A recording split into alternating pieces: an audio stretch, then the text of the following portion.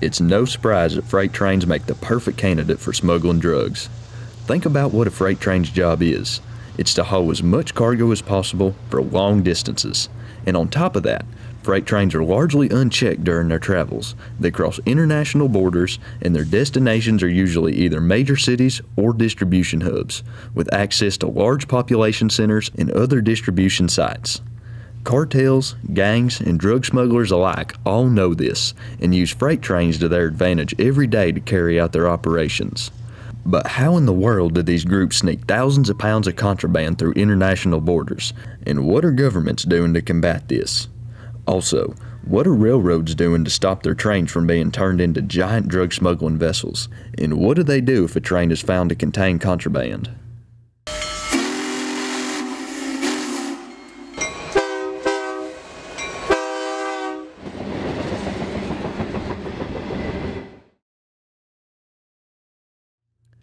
Depending on what kind of smuggler you're dealing with, whether it's a cartel or someone working alone, you're going to have different levels of concealment.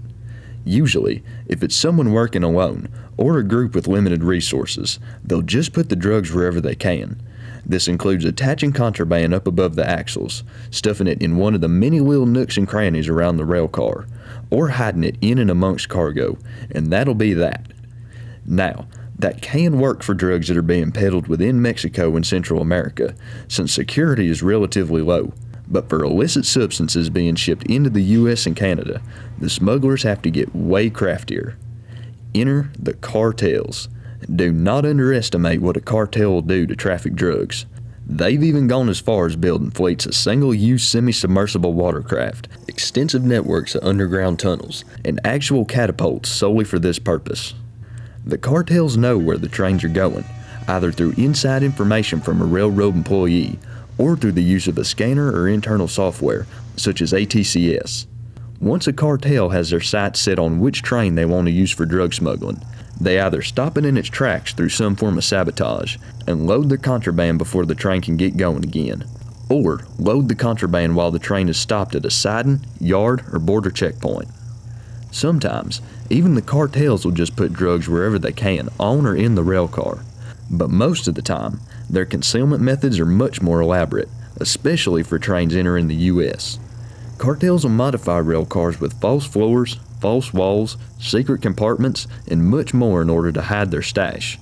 And when possible, they'll also cut holes in frame rails, stuff the drugs inside, and then seal the frame back up to the best of their ability. Cartels will also disguise the drugs as normal cargo so they can be securely shipped inside the rail car. But by and large, rolling stock all looks the same, so how do people on the receiving end of these shipments know exactly which cars contain the contraband? Well, there are several ways you could relay that information.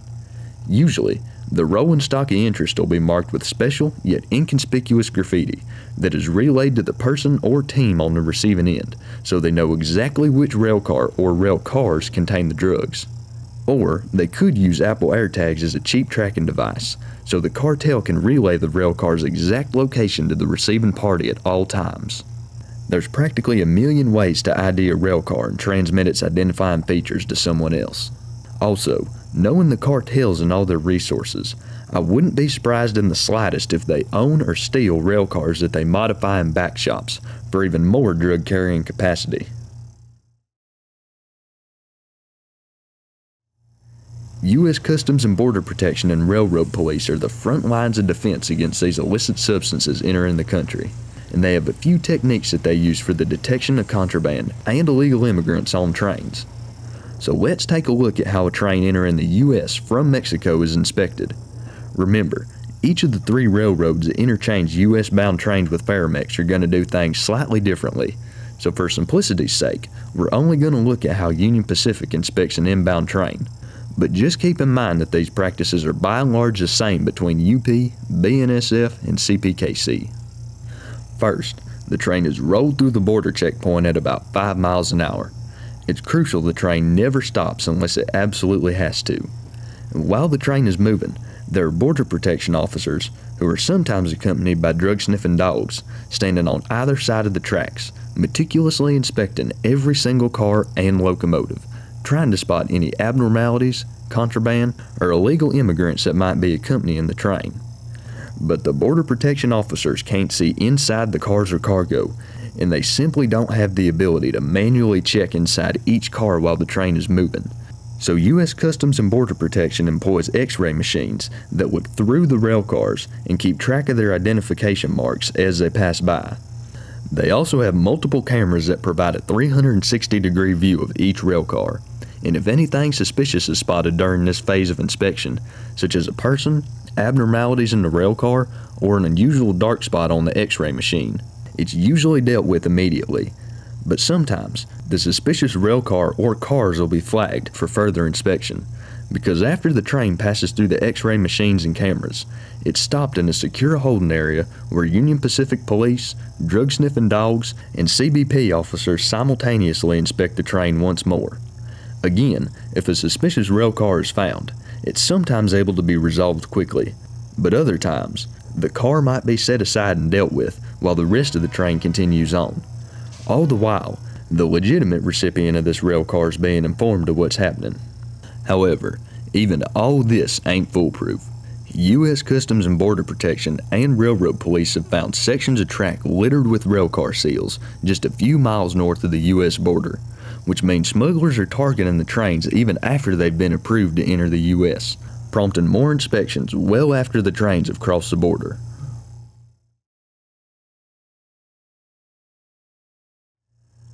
Companies such as Faramex have been trying to nip this drug smuggling problem in the bud by adding increased security to their rail yards, such as high fences topped with barbed or razor wire, along with improved surveillance systems.